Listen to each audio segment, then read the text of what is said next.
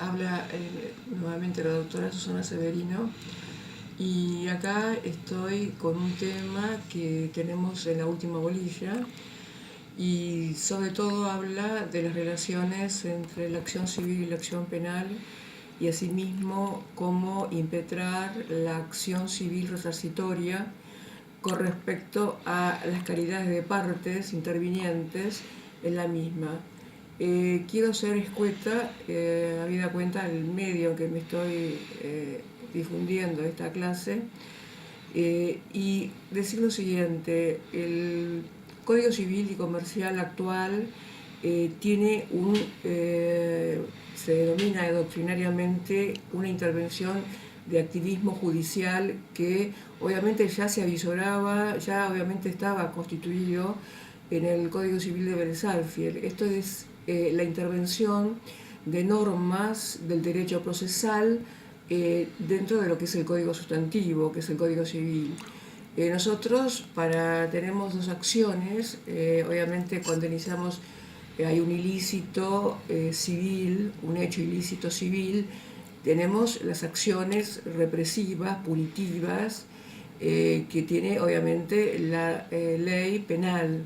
La ley penal puede ser de instancia pública, de instancia privada y de acción privada. Y asimismo, luego, paralelo a esas acciones, tenemos la acción resarcitoria. La acción resarcitoria es la que va a reparar en la medida de esa adecuación que tiene el Código Civil con respecto a volver las cosas al estado anterior, que sería la teoría de la reparación. Nosotros, para viabilizar el derecho sustantivo, debemos introducirlo dentro de lo que es un proceso, según el Código Civil nuestro actual, habla de un proceso de lo más abreviado dentro de la jurisdicción local. Ustedes entiendan que el Código de Procedimientos es el Código de Rito y que es netamente una potestad delegada y que cada una de las provincias debe dictar su normativa con respecto a cómo viabilizar las cuestiones sustantivas o cuestiones de fondo. Nosotros acá tenemos un ilícito civil, un hecho ilícito civil, obviamente, que obviamente debe tener dos canales con respecto a la indagación de la punición, o sea, del carácter punitivo, y la acción resarcitoria. Pero hay obviamente una variedad de circunstancias que se dan entre estas dos vías. El artículo actual del Código Civil, el artículo 1774, que es el capítulo que comienza con respecto a la evolución que fue llevando esta temática, nos habla de una realidad que es obviamente la independencia de las acciones. Hoy se plasma la independencia de las acciones con respecto a la acción civil y la acción que es reparatoria y la acción punitiva o dentro del ámbito del derecho civil, derecho penal, que es netamente que sigue al autor material del hecho, que es el autor jurídicamente responsable. Obviamente que esto puede suceder que en el ámbito del derecho, obviamente del factor de atribución objetivo, tenemos que el responsable penalmente no siempre es, en este caso, el que va a indemnizar, porque puede ser la responsabilidad por el hecho del otro, que ustedes ya lo vieron, que el responsable penalmente es el autor material del hecho y el que va a abonar, es decir, va a reparar el perjuicio con respecto a ese hecho, va a ser ejemplo el empleador, en el supuesto que así sea, uno de los tantos casos que pueden ser, o el guardador el titular o el propietario del guardador de la cosa. En fin, tenemos varios ejemplos. Lo que sí que te quiero comentar, que en el antiguo código de Vélez Sarsfield estaba el artículo 1109, que obviamente es como que había una discordancia con el artículo 29 del Código Penal con respecto a si se podían acumular las acciones o era netamente vía independiente o en este caso vías paralelas. El artículo que le estoy comentando, el artículo 1774, vino a unificar el criterio de los dos artículos, 1109 y el artículo 29 del Código Penal, 1109 obviamente del Código Civil de Vélez Sarsfield, y el artículo 29 del Código Penal, vino a unificar el criterio que son acciones independientes, se puede iniciar en forma independiente. Hablo del ámbito sustantivo, pero no en el concepto objetivo de proceso.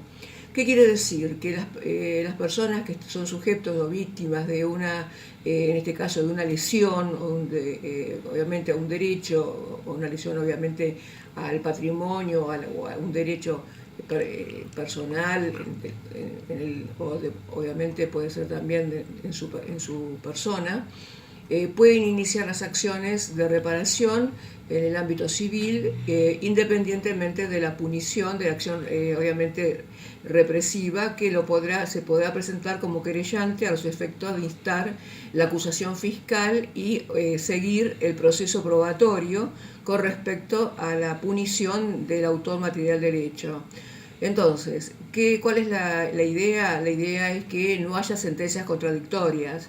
Entonces, porque puede ser que obviamente que exista un pronunciamiento en sede penal diferente al que puede existir en sede civil por las interpretaciones distintas que tienen los fueros, obviamente. Entonces, a los efectos de unificar criterios, tenemos que hay varias normas, entre ellas la más importante es que no se puede dictar una sentencia civil estando pendiente la resolución del juicio penal.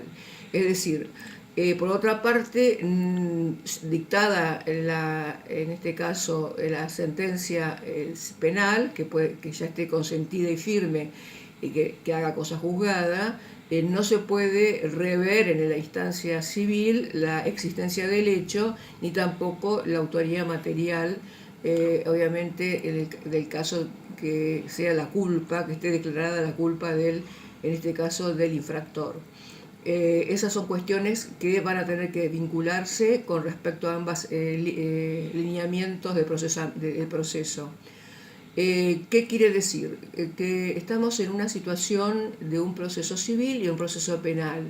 El proceso civil va a tener que suspenderse, pero la suspensión que se está imponiendo en el código no es una suspensión del proceso en sí mismo, es decir, de las distintas etapas del proceso, que ahora vamos a hablar casualmente sobre las etapas del proceso, sino sobre el dictado de la sentencia. Lo que se suspende es el dictado de la sentencia, no el proceso civil en sí mismo.